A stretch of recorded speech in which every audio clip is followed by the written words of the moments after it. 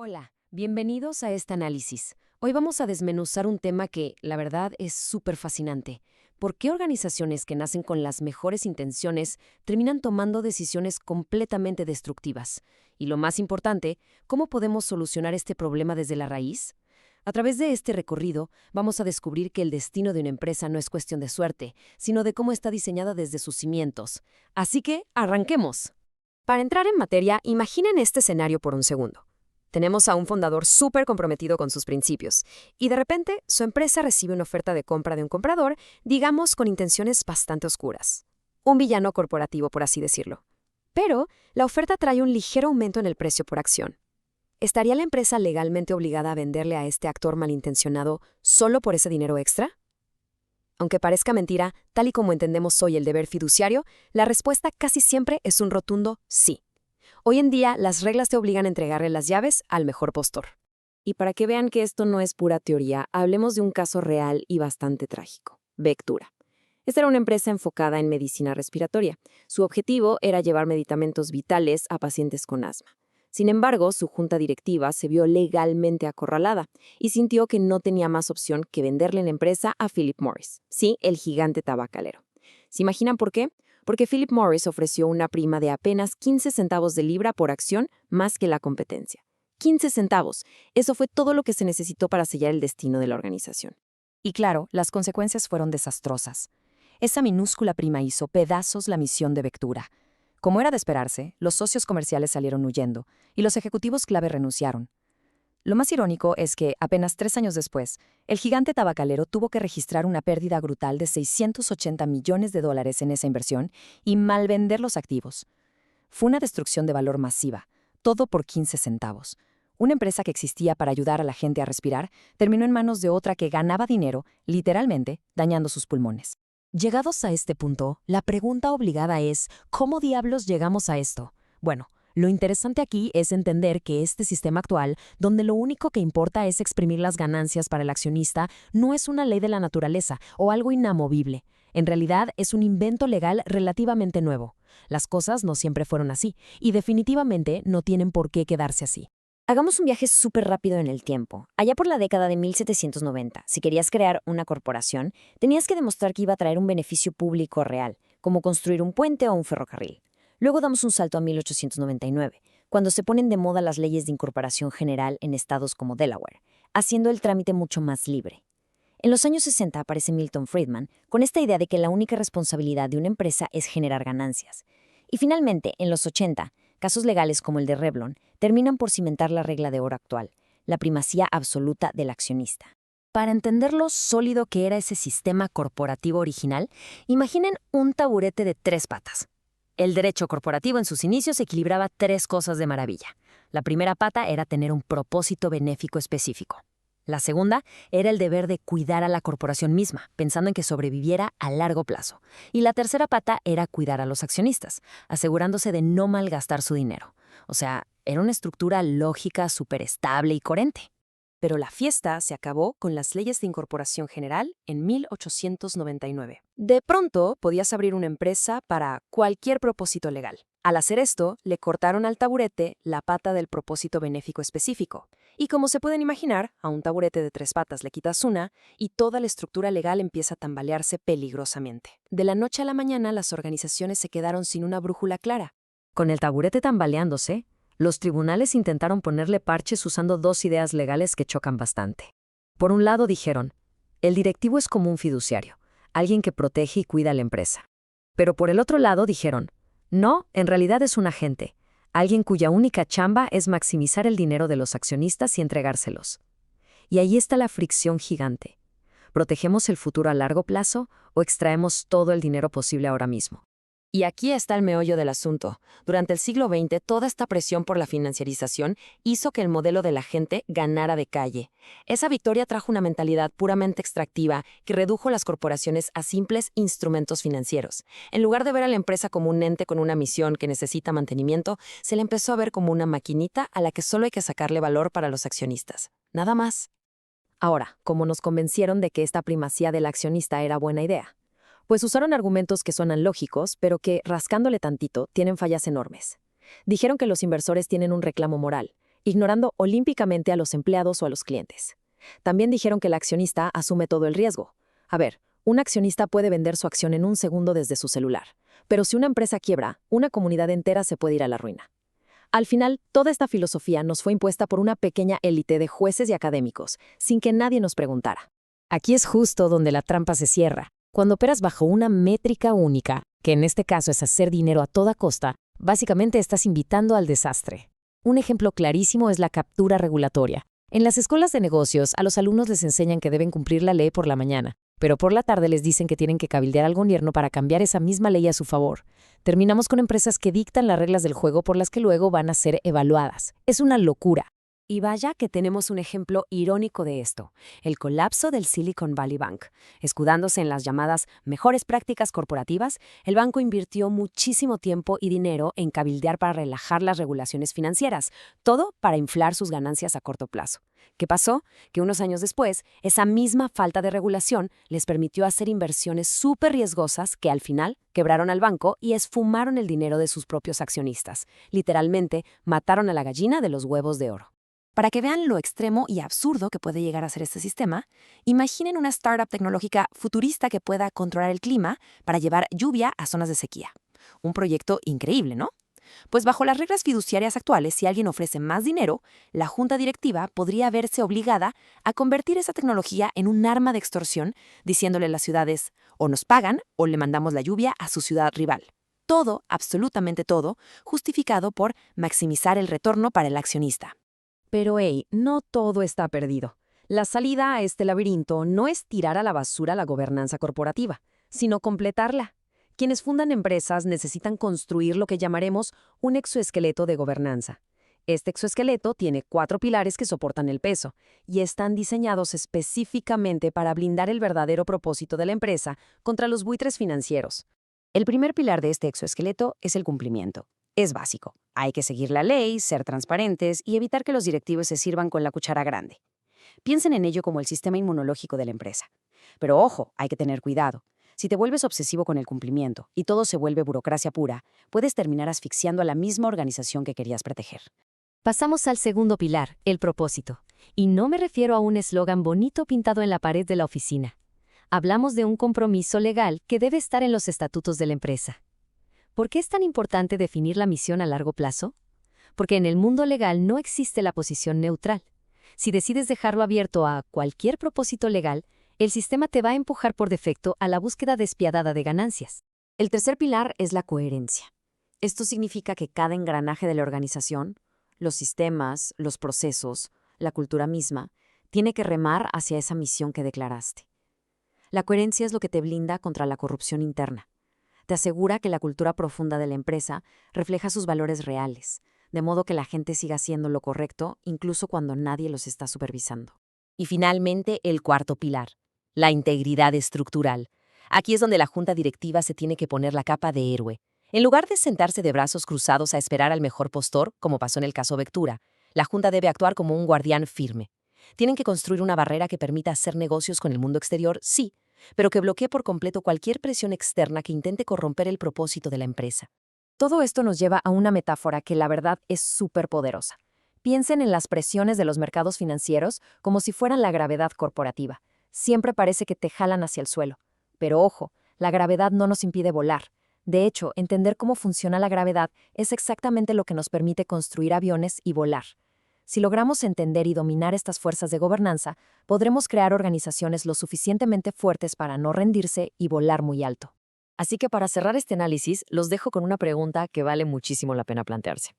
Cada vez que alguien arranca un proyecto o una empresa, ¿su estructura la dejará desprotegida, lista para ser desmembrada y vendida por unos centavos?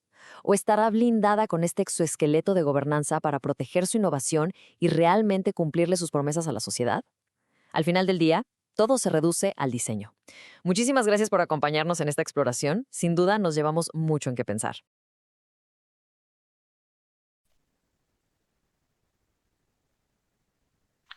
¿Qué tal? Con el gusto de saludarte de nuevo. Aquí Víctor M. Romo. Vámonos de lleno con el siguiente contenido de Incorruptible. ¿Está tu empresa legalmente obligada a ser malvada? el oscuro secreto de la gobernanza moderna.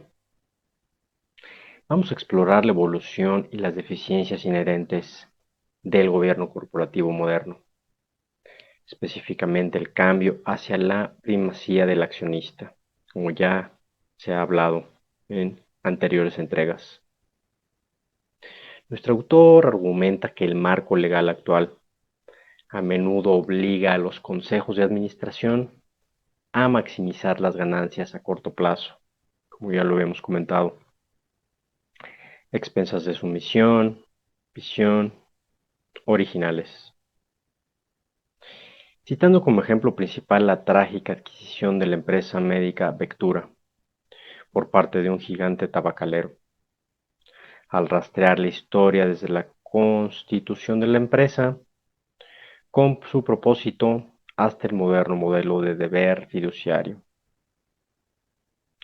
Vamos a destacar cómo los fundadores frecuentemente malinterpretan sus propios documentos constitutivos. Esto es plena constitución de startups. Para combatir esta extracción sistémica, Ries propone una nueva visión de liderazgo que compartimos, centrada en el cumplimiento, el propósito, la coherencia y la integridad. Este marco busca transformar los consejos de administración de meros liquidadores a guardianes de valor, de la misión, de la visión a largo plazo y el bienestar humano. En última instancia, constituye un llamado a los líderes. Por lo tanto, esta entrega también es eso, un llamado a los líderes de las startups, de las empresas, para que recuperen el control del destino de sus organizaciones mediante un diseño estructural sólido. Y también puede aplicar a entidades de gobierno, que como vemos últimamente están totalmente supeditadas al gobierno en turno, que quita totalmente la misión, la visión de la institución, que puede dar valor en mediano y largo plazo. Instituciones que simplemente se vuelven extractoras de dinero. Por eso nuestra idea es uncorruptible, cómo generar estructuras de instituciones, de empresas, de startups, para que sean incorruptibles. Dicho esto, vámonos, como siempre, a compartir el documento. Gobernanza moderna. La nueva gobernanza. ¿Por qué las buenas empresas se corrompen y cómo evitarlo? Y hablamos también de gobiernos, instituciones, etcétera.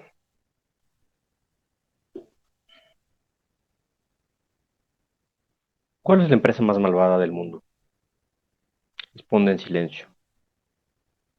Quizás piense en una tabacalera, en mercenarios armados o en un gigante tecnológico que parece el villano de una distopía de ciencia ficción. Ahora imagine que este demonio corporativo toca tu puerta, la puerta de tu startup, de tu empresa. Le ofrece comprar su empresa por $1 más por acción de lo que vale hoy. Usted sabe que usarán su tecnología para fines destructivos, por ejemplo, para vender cigarrillos a niños. ¿Aceptarías? Su respuesta instintiva es un rotundo ni de broma. Aquí reside la revelación impactante. Según la mayoría de los expertos en gobernanza, decir no es ilegal bajo el marco legal vigente. Usted tiene el deber fiduciario de aceptar ese dólar extra por mero ganancia. Punto. La gobernanza moderna ha convertido la traición a su propia misión en un requisito legal súper férreo.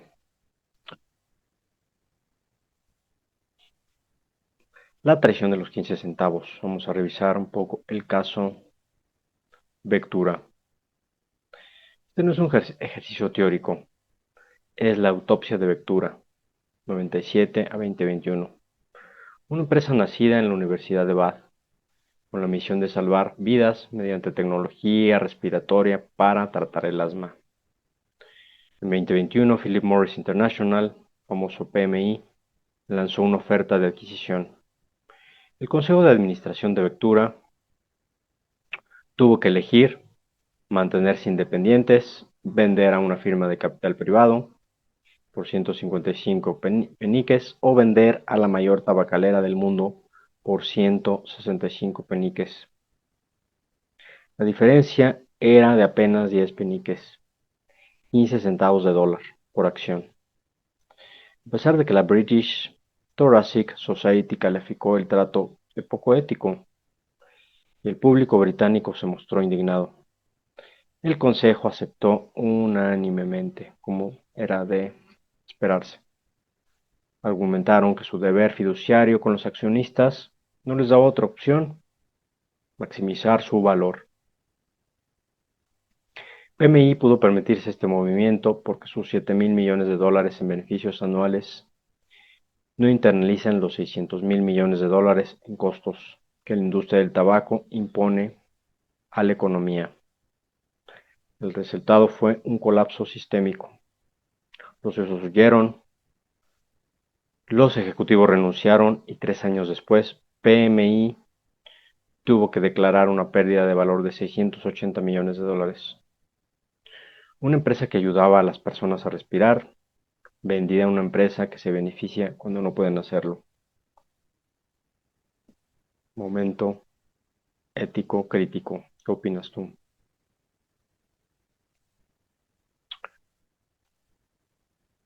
Como el caso Twitter. La Junta fue obligada a demandar a Elon Musk para forzar la venta, a pesar de sus reservas.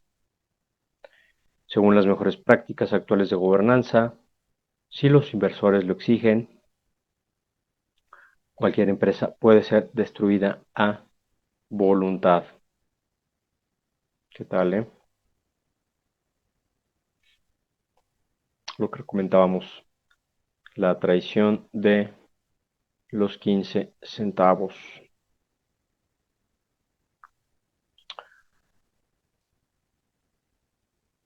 ¿Qué pasó? Fuga de talentos, devaluación de 680 millones. La empresa fue sentenciada a la muerte.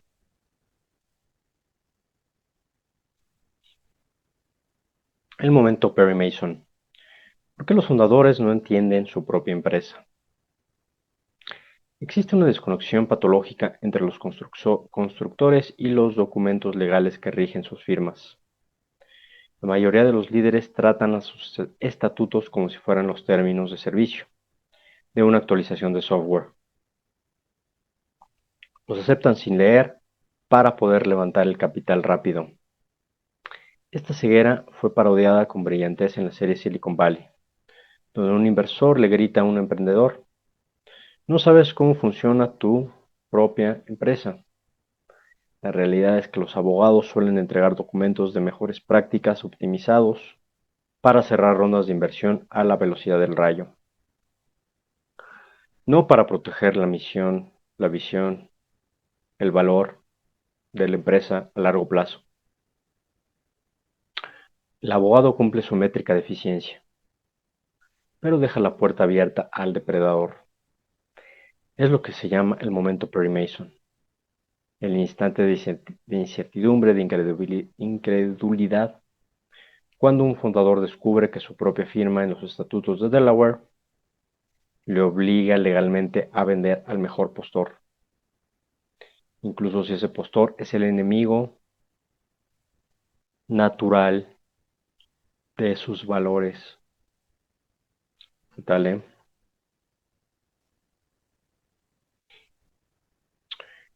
Taburete de una sola pata. ¿Cómo perdimos el propósito corporativo? La noción de que una empresa solo existe para maximizar el dinero de los accionistas, la primacía del accionista, no es una ley natural. Es una invención reciente sin legitimidad alguna, incluso democrática. Jamás fue votada en una legislatura. Fue impuesta por una élite de jueces, académicos y el impacto de casos como Wood versus Loft en el 39 y Revlon en el 80. Originalmente la corporación era un taburete de 3 patas que sostenía un sistema lógico. Número 1. El propósito específico. Las empresas se creaban para un beneficio público definido, construir un ferrocarril o un puente. Si se desviaban, la justicia anulaba su acta, la famosa ultra vires. Número 2. Deber hacia la corporación. Trustee, trust law. El consejo actuaba como fiduciario de la entidad misma, con el deber de asegurar su prosperidad y supervivencia a largo plazo. Un administrador que protege y, a su vez, reserva. 3. Deber hacia los accionistas. Agency law. Un deber negativo para evitar que los fondos fueran malversados o usados para fines ajenos a la misión de la empresa, bajo la influencia de Milton Friedman y la financiarización del siglo XX. Amputamos las 2 primeras patas de la empresa. Hoy vivimos en un equilibrio inestable.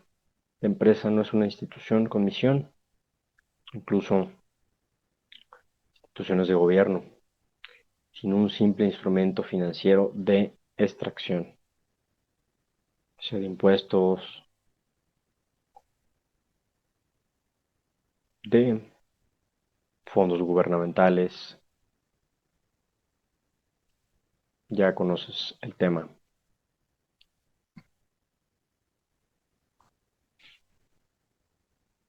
Lo que vemos, el colapso estructural.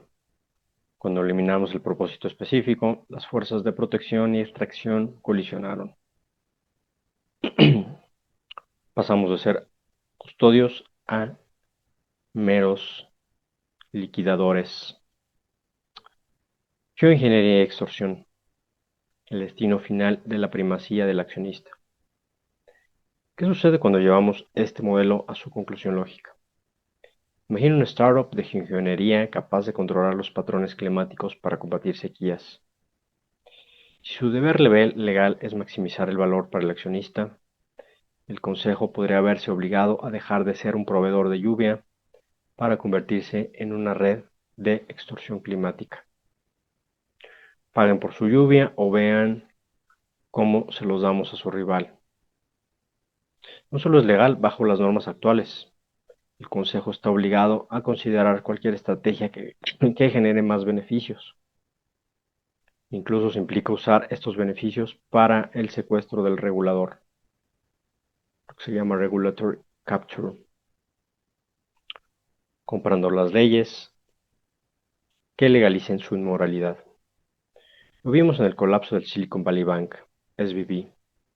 Su CEO cabildeó agresivamente ante el Congreso para debilitar las reglas que habrían evitado la caída del banco. En nombre de la primacía del accionista a corto plazo, Silicon Valley Bank mató a su propia gallina de los huevos de oro, como hemos venido comentando a lo largo de estas entregas.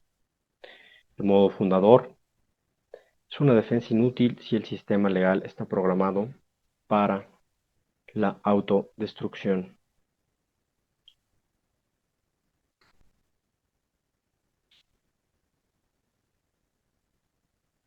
Lo que comentábamos, la dictadura de la primacía del accionista. ¿Qué proponemos? El nuevo exoesqueleto. 4 pilares para una gobernanza real. Para evitar que las empresas sean deshuesadas quirúrgicamente por el mercado, necesitamos una gobernanza completa que funcione como un exoesqueleto protector frente a la presión externa.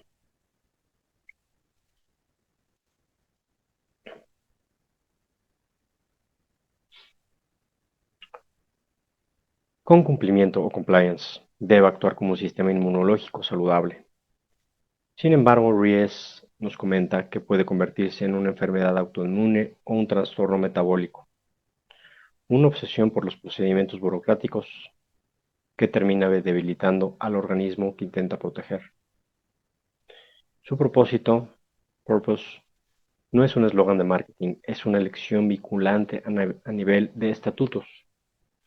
No hay una posición neutral. O usted elige qué maximizar o el sistema elogiará y elegirá el dinero por usted. Coherencia, coherence, es la eliminación del cáncer interno, donde diferentes partes de la empresa trabajan contra la misión, hemos venido comentando. Esos monstruos con vida propia, esos accionistas, esos venture capital, requiere un modelo de negocio donde la empresa solo prospere cuando cumple su propósito, no de otra forma.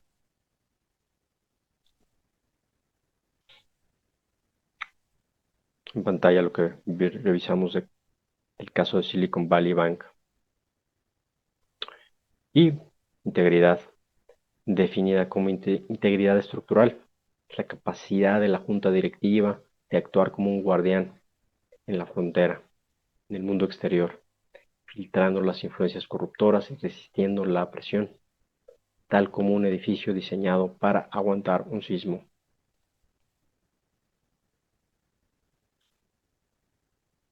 Lo que vimos del extorsionador de la empresa de lluvia.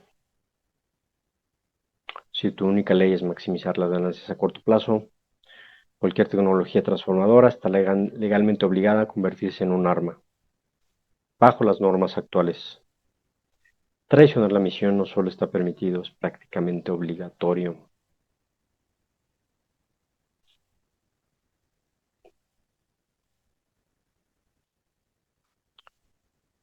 Dos caminos liquidadores versus guardianes. La gobernanza que estamos proponiendo.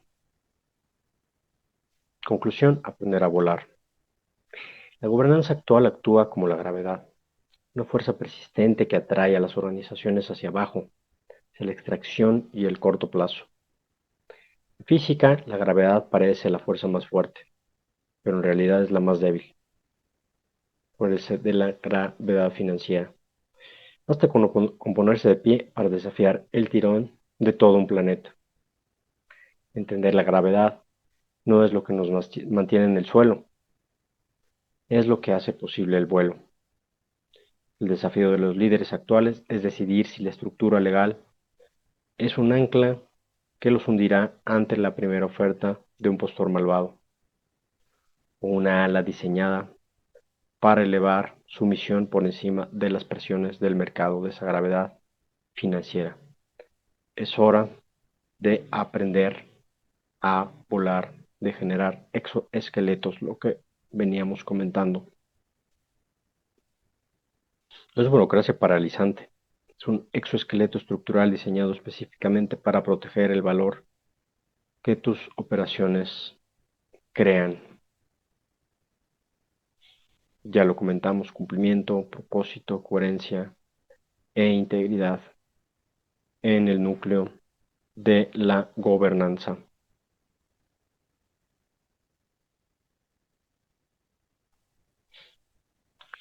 Los constructores asumen que la presión del mercado tiene la última palabra, pero las operaciones y la gobernanza son dos caras de la misma moneda. Una gobernanza completa proporciona el impulso necesario para resistir el peso de la extracción, de la gravedad financiera.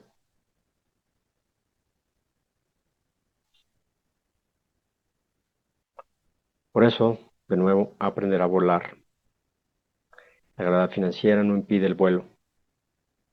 Entenderla es lo que la hace posible. Es hora de completar la gobernanza, es hora de aprender a volar y generar empresas y startups más sólidas, con más exoesqueleto, que vamos a ir revisando en todas estas entregas.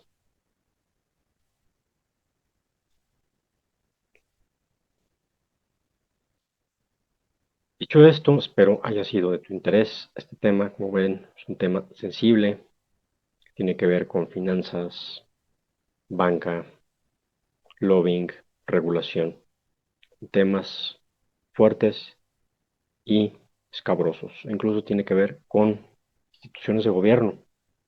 Llegan nuevos gobiernos y rompen las instituciones.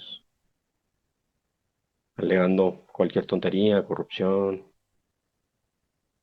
cuando lo que quieren es extraer sus recursos, como si se vendiera una empresa, extraer los recursos y usarlos vía electoral, usarlos para más corrupción, para beneficiar a las empresas amigas o aliadas. Estos exoesqueletos son armaduras versus la corrupción en empresas, en gobiernos, etcétera. Cómo crearlas, cómo fomentarlas. Si te interesó este tema, déjame tu comentario y con gusto podemos revisarlo. Sin más, te saludo Víctor M. Romo. Te veo en la próxima entrega. Te pido revisar el video introductorio para generar más contexto. Y seguimos revisando Corruptible Theories. También estamos generando paralelo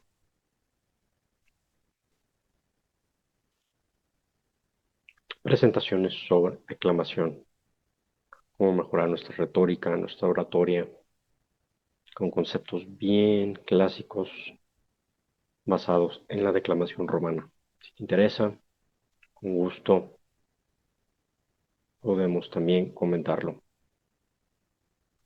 Muchas gracias, que tengas un gran día y generar empresas incorruptibles.